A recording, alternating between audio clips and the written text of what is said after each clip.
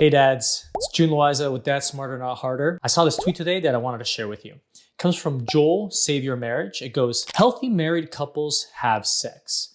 If not at least once a week, there's a problem. Talk about sex online is dominated by degenerates. I absolutely love this tweet. Intimacy is important for yourself, for your wife, for a healthy relationship. You need to have that intimacy in the household. And today, I want to talk about ways that you can work on that you can improve the intimacy in your household, because I've been there. There have been times in the household where my wife and I weren't intimate for a week, maybe a couple weeks. And you know what? Thinking back, it was my fault. So let's talk about ways that I improved that relationship in the household. And we're going to make it really actionable so you can take those lessons learned and take actions in your own household. So there's going to be two pillars. The first pillar is going to be take care of yourself. All right. This is the foundation. The first one is probably one of the most important and probably something you can start taking action on right now. The first action step is to stop watching porn. That thing is a virus to your mind. It sucks out your soul. It's terrible. Stop watching porn. It's terrible for your dopamine. You're getting all these dopamine hits every time you're watching pornography, and it's not good for you. You're getting bad expectations about what to expect. You're starting to get turned on from watching other people have sex and be intimate as opposed to with somebody of real flesh and blood, with your wife. So you have to stop watching porn first and foremost. You have to get that off of your phone. That's the first foundational step that you have to take. The second part of this is to continue to work on yourself. So that means you're going to lift weights. That means you're going to sleep better. All right. Every single day, you're going to wake up in the morning, you're going to work out at whatever time best for you and your schedule. But you have to lift those weights, and you also have to get enough sleep. I'm trying to get at least 7 hours of sleep. Sometimes I don't. Sometimes I only get 6 hours of sleep. It can be hard, but we have to try and get consistent, right? Stop watching porn. You're going to lift weights. You're going to sleep better. And the fourth one to take care of yourself that has really helped me in the way that I function, in my mental health, in my strength and everything, is to take some supplements. Now, there's many supplements that you can take. The one I'm going to recommend here comes from Momentous. It comes from the Huberman Lab Hormone Support Bundle. I'll link you to it. But it comes in these bottles right here.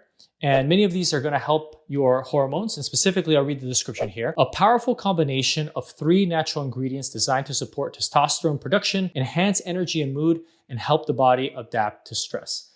I got the bundle here. It's been working absolutely great for me. Again, for my performance, both in being intimate, both in being able to lift weights, to play basketball and everything. It's been really helpful for me as well. So those are the 4 things in pillar number 1, which is to take care of yourself. Now let's talk about pillar number 2. Pillar number 2 is to take care of her, right? You can't take care of anybody else. You can't take care of your wife, you can't take care of your kids until you take care of yourself mentally and physically first. That's why we have pillar number 1. Pillar number 2 is to take care of her. Now, how do you do that? First and foremost, you have to figure out how to take care of her. So the first thing you're going to do is you're going to go and take the love language test with your wife. Now there's 5 love languages. I have them here. They are words of affirmation, quality time, physical touch, acts of service, and receiving gifts. Those are the 5 love languages. And many times in a relationship, one of the most challenging parts is that you have different love languages. So the way you express yourself is usually how you want to be treated. But then the other person doesn't recognize that, doesn't feel special. For example, for me, it's acts of service. That is one of my primary love languages. And for my wife, it's receiving gifts.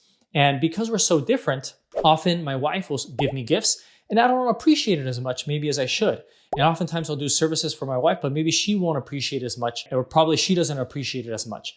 And that's how you have to learn how to communicate. So that's why take the love language test so that you can better communicate with each other in the way that you want to be communicated to. The second one is give her space. Now, this could come in many forms. Oftentimes, I have found that couples now with COVID that are working both from home are seeing too much of each other. They're getting tired of each other. That's understandable. Hey, if you see the same person day in and day out, no matter how much you love them, no matter how much you're attracted to them, don't fight human nature.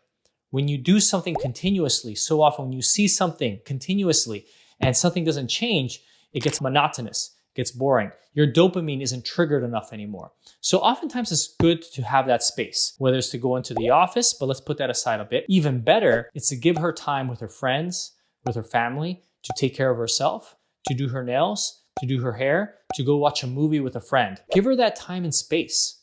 Go watch the kids for an afternoon, for an evening, for a whole weekend if you can handle it, so that you can give your wife that space to de-stress and take care of herself as well. Because if she feels great, you're gonna be able to be more intimate as well. So give her that opportunity to have that space. And at the same time, you can have your space as well. Don't feel guilty.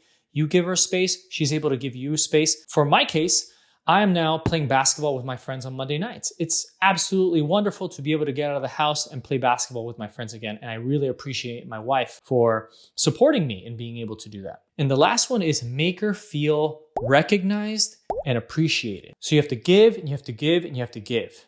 And you have to remove those feelings of resentment in your heart. I have felt resentment in the past before, because I felt like I was washing the dishes every single night, because I felt I was vacuuming every single day or more often. And those feelings of resentment are poison. You have to remove that. You have to give and you have to appreciate and you have to understand that maybe the way that you show love and appreciation is different from the way that she shows you love and appreciation. And you have to learn to appreciate that and to love that. So some ways that you can immediately show her that she's special and take responsibility of the household: do the dishes. Do the dishes the first night, the second night, the third night, every single night for a whole week, and remove that resentment from your heart and tell yourself that you're doing this because you love her, you love the household, and it's your responsibility as well to take care of the household. And don't just stop at the dishes, for example, which is the first example that popped into my head. Take care of dinner. That doesn't mean you have to cook. You can order out. You can get the groceries. You can be more helpful in the ways that need to be helped to around the house. Again, I'm highlighting certain things that I need to be better at home, but it may be completely different and unique for your use case. But the pillar and the principle still stands. Take care of her, make her feel recognized and special. All right, that's what we have here. Again, great tweet from Joel, Save Your Marriage, and I'll catch you on the next one.